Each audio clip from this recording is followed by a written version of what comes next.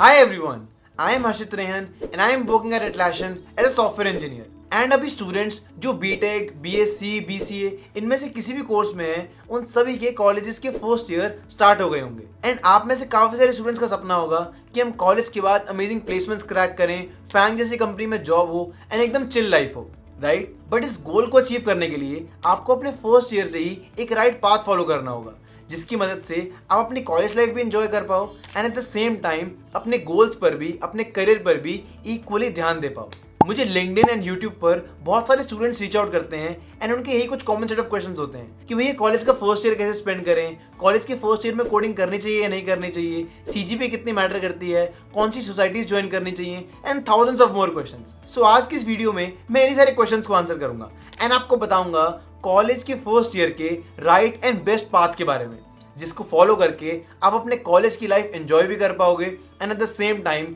College के बाद amazing placements भी क्रैक कर पाओगे। Okay, so without much wait let's get started. सबसे पहले बात करते हैं कॉलेज स्टूडेंट्स के 3 मोस्ट इंपॉर्टेंट क्वेश्चंस की, attendance, CGPA and societies to join. Attendance की अगर हम बात करें तो काफी सारे कॉलेजेस के अंदर 75% अटेंडेंस करने का ही क्राइटेरिया है एंड ये क्राइटेरिया आपको फॉलो कर ही लेना चाहिए, क्योंकि अगर आप नहीं करोगे देन फालतू में आगे चलकर एग्जाम्स एंड प्लेसमेंट्स के टाइम पर कॉलेज इशू क्रिएट करेगा, जिससे सिर्फ आप ही का टाइम वेस्ट होगा। एंड 75% अटेंडेंस कोई ज्यादा बड़ा क्राइटेरिया भी नहीं है। अगर आप कैलकुलेट करो देन आप वीक में 1 और 2 डेज ऑफ लेकर भी इस क्राइटेरिया को कंप्लीट कर सकते हो। सो अगर आपका कॉलेज 5 डेज वर्किंग रहता है देन आपने कभी 1 दिन छुट्टी ले ली एंड 4 डेज कॉलेज चले गए, या फिर कभी 2 दिन छुट्टी ले ली एंड 3 दिन कॉलेज चले गए। इसको मैनेज करते करते ही आप अपना 75% अटेंडेंस का क्राइटेरिया आराम से पूरा कर सकते हो। आप हर दिन कॉलेज जा रहे हो एंड आपकी अटेंडेंस 90% 100% है, ऐसा भी आपको नहीं करना, क्योंकि कॉलेज में आपको और भी बहुत सारे काम करने होंगे जिनके बारे में मैं आपको वीडियो में आगे चल के बताऊंगा एंड उन सब कामों को करने के लिए आपको टाइम भी चाहिए होगा।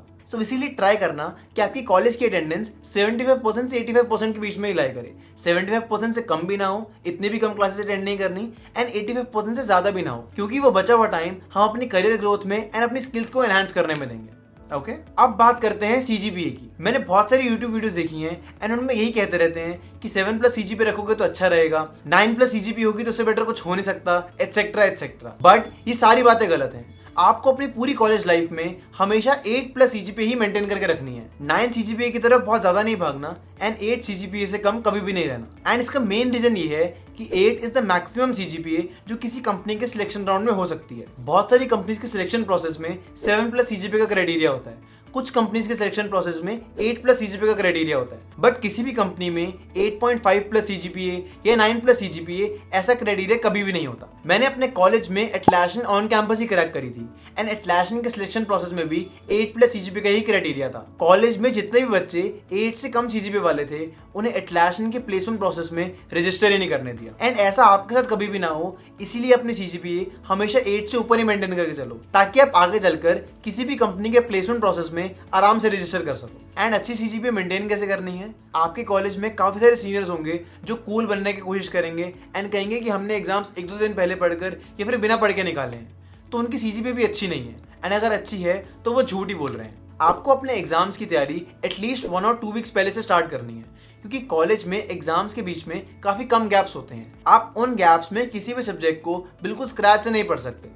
आपको सभी सब्जेक्ट्स के कुछ मेन चैप्टर्स या मेन टॉपिक्स पहले से पढ़ के रखने होंगे। आप एग्जाम्स के बीच के गैप्स में सिर्फ उन मेन टॉपिक्स को रिवाइज करोगे एंड अगर कोई छोटे मोटे नए टॉपिक्स हैं देन उन्हें ऐड ऑन पढ़ लोगे। एंड पढ़ना कैसे है, आप कॉलेज में किसी भी कोर्स में हो, चाहे वो बीटेक हो, बीएससी हो, बीसीए हो, सभी कोर्सेज में जितने भी सब्जेक्ट्स हैं उनमें हर एक टॉपिक की वीडियो यूट्यूब पे अवेलेबल होती है। आपको बस वो वीडियोस देखनी है, अपने नोट्स बनाने हैं एंड अपने कॉलेज की प्रीवियस ईयर के क्वेश्चन सॉल्व करने हैं। सिर्फ इस 3 स्टेप प्रोसेस से आप अपने एग्जाम्स के लिए काफी अच्छे से प्रिपेयर कर सकते हो एंड बेस्ट सीजीपीए भी ला सकते हो। एंड अब बात करते हैं कॉलेज सोसाइटीज की। कॉलेज में आपको बहुत सारे लोग बोलेंगे कि आपको सोसाइटीज ज्वाइन करनी चाहिए, इससे आपको एक्सपोजर मिलता है, इससे आपकी नेटवर्किंग बनती है and a lot of more reasons. And ये बिल्कुल सही बात भी है, कॉलेज सोसाइटी ज्वाइन करने के काफी सारे बेनिफिट्स होते हैं, बट आपको सही कॉलेज सोसाइटी चूज करना भी आना चाहिए। काफी सारी सोसाइटीज ऐसी भी हैं जिनमें आपका टाइम बहुत ज्यादा वेस्ट होता है, for example drama society, dance society, art society etcetera. अगर आपका जेन्युइनली इन सोसाइटीज में इंटरेस्ट है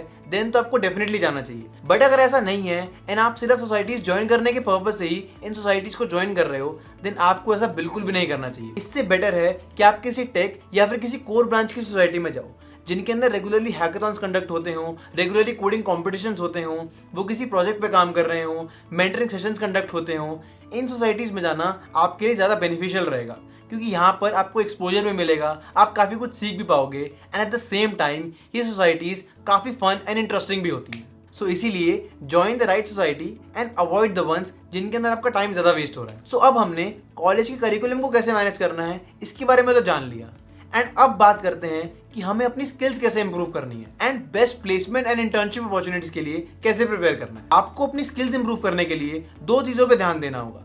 first is DSA and second is development. अगर आपने इन दोनों टॉपिक्स को अच्छे से प्रिपेयर कर लिया देन आपकी बेस्ट एंड अमेजिंग प्लेसमेंट लगने से कोई नहीं रोक सकता। सो फर्स्ट ईयर में आपके पास 2 सेमेस्टर होंगे।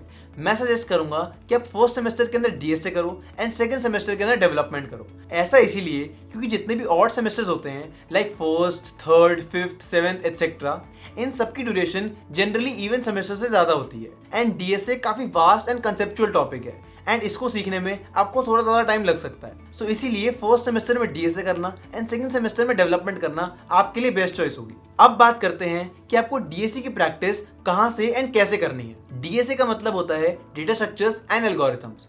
इसके अंदर आपको डिफरेंट डेटा स्ट्रक्चर्स के बारे में बताया जाएगा like arrays, link list, stack, queues, hash map, trees, graphs etcetera. And इसके साथ साथ होते हैं एल्गोरिथम्स जो आपके डेटा स्ट्रक्चर्स का यूज करते हैं एंड किसी एक स्पेसिफिक वर्क को कंप्लीट करने में आपकी हेल्प करते हैं। अगर मैं मैथ से कंपेयर करूं then different type of numbers like real numbers, integers, whole numbers, natural numbers, ये सब डेटा स्ट्रक्चर्स हैं एंड इन पर जो ऑपरेशंस होते हैं like multiplication, division, prime factorization etcetera, ये सब एल्गोरिथम्स हैं। आपको डीएसए पढ़ने के लिए एक लैंग्वेज चूज करनी होगी।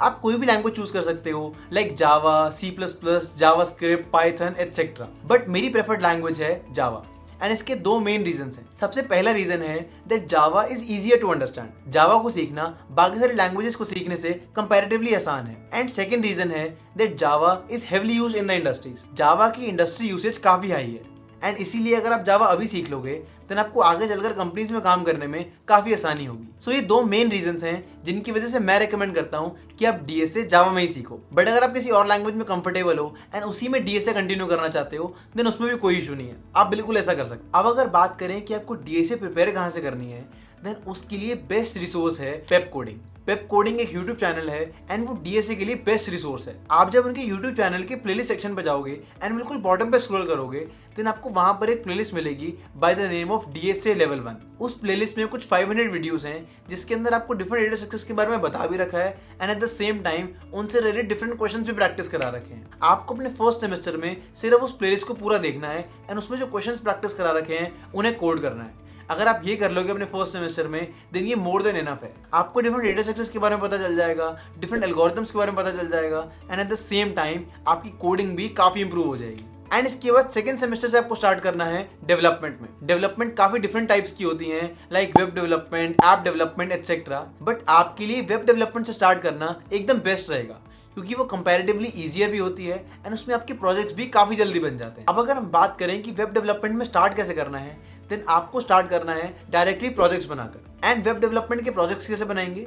आपको अपने फर्स्ट 3 to 4 प्रोजेक्ट्स बनाने हैं डायरेक्टली यूट्यूब वीडियोस देखकर। यूट्यूब के अंदर कुछ 1 शॉट वीडियोस होती हैं या फिर वीडियो सीरीज होती हैं जिनके अंदर आपको एक प्रोजेक्ट बिल्कुल स्क्रैच से एंड टू एंड बनाना सिखाया जाता है। आपको इन वीडियोस को ढूंढना है एंड इन वीडियोस को फॉलो करते हुए अपने फर्स्ट 3 to 4 प्रोजेक्ट्स बनाने हैं। एंड किसी भी प्रोजेक्ट की वीडियो को देखने से पहले आप उस वीडियो का डिस्क्रिप्शन जरूर चेकआउट करना, क्योंकि उस डिस्क्रिप्शन को देखने से पता चलेगा कि उस पर्टिकुलर प्रोजेक्ट में, उस पर्टिकुलर वीडियो में कौन कौन सी लैंग्वेजेस यूज हो रही हैं। एंड अगर आप उन लैंग्वेजेस को नहीं जानते देन आप W3 स्कूल्स पे जाकर उस पर्टिकुलर लैंग्वेज की बेसिक सिंटैक्स को समझ सकते हो एंड उनके ट्राई टू योरसेल्फ वाले ऑप्शन से उस लैंग्वेज की प्रैक्टिकल नॉलेज भी ले सकते हो, जिससे आपको उस प्रोजेक्ट को समझने में काफी आसानी हो। फॉर एग्जाम्पल अगर आप कोई प्रोजेक्ट बना रहे हो एंड उसके अंदर जो लैंग्वेजेस यूज हुई हैं वो है HTML, CSS एंड जावास्क्रिप्ट। अगर आपको इनमें से कोई लैंग्वेज नहीं आती देन आपको पहले W3 स्कूल्स पे जाना चाहिए एंड उसी स्पेसिफिक लैंग्वेज के बेसिक्स क्लियर कर लेने चाहिए कि उसका बेसिक सिंटैक्स कैसा है, उसमें बेसिक फंक्शनिंग कैसे होती है एटसेट्रा।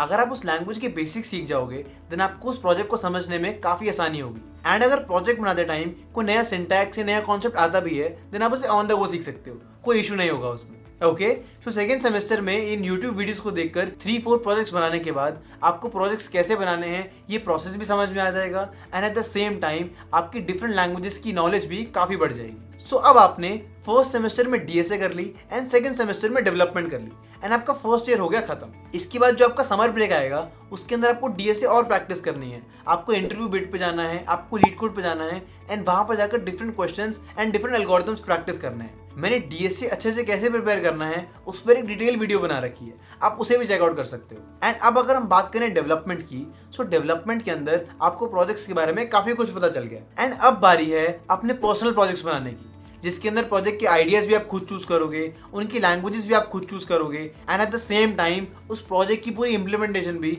आपको खुद ही करनी होगी। Interesting right?